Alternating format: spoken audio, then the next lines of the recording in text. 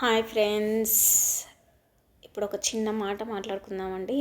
అంటే మోసం గురించి. అంటే ఈ జనరేషన్లో, ఇప్పుడున్న జనరేషన్కి జరుగుతుంది, ఈ జనరేషన్లో జరుగుతూనే ఉన్నాయి. అలాంటివి జరగట్లేదు అని చెప్పలేము, జరగవు అని చెప్పలేము. మామూలుగా ఇప్పుడు జరుగుతూనే ఉన్నాయి, కంటిన్యూ మనం చాలా చూస్తూనే ఉంటాము. కాకపోతే అతిపెద్ద ద్రోహం ఏంటి చెప్పాలా ఫ్రెండ్స్?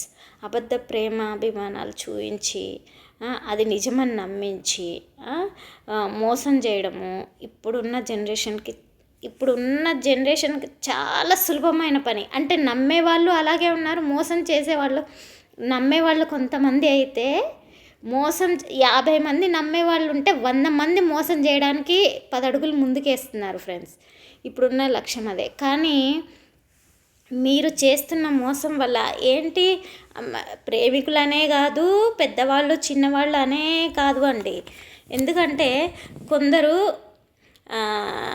నమ్మకంగా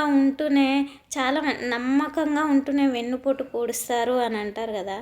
అబద్ధ ప్రేమాభిమానాలు చూపించే అన్నదమ్ములనైనా, అక్క చెల్లెళ్ళైనా, ఒకరికొకరు, భార్యపై భర్త, భర్తపై భార్య, కొంతమంది ఏదైనా చేయడానికి కూడా కొన్ని సందర్భాలను బట్టి బంధువులైనా పెళ్ళిళ్ళైనా ఏదో ఒక్క దాంట్లో కూడా నమ్మించి మోసం చేస్తున్నారు. మీరు నమ్మించి మోసం చేసిన తర్వాత వాళ్ళు నిజమని నమ్మి ఒక 2 అడుగులు ముందుకేసిన తర్వాత, వాళ్ళ మోసపోయిన తర్వాత వాళ్ళు అసలు ప్రాణాలతో ఉంటారని అనుకుంటారా? మోసం చేసిన వాళ్ళు అనుకోరండి. వాడికి సాధారణం అది.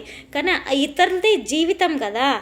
ఎప్పుడు కూడా దయచేసి మోసం చేసే వాళ్ళకి ఇదొక మనవి అండి. ఎవరిని, చిన్నవాళ్ళని పెద్దవాళ్ళని కూడా ఎవరు మోసం చేయకండి. ఇతరుల జీవితాలతో ఆడుకోవద్దు. దయచేసి ప్రాణాలతో చెలగాటాలు వద్దు. ఒక్క అబద్ధం చెప్పి నమ్మిస్తే దానికి తర్వాత 100 నిజాలు చెప్పినా కూడా అబద్ధం ఎప్పుడూ నిజం కాదండి. దయచేసి ఇతరుల జీవితాలతో ఆడుకోవద్దు. ఓకేనా ఫ్రెండ్స్? ఈ మాటపై మీ కామెంట్స్ తెలియజేయండి, షేర్ చేయండి, లైక్ చేయండి. ఓకేనా అండి? అందరికీ బాయ్.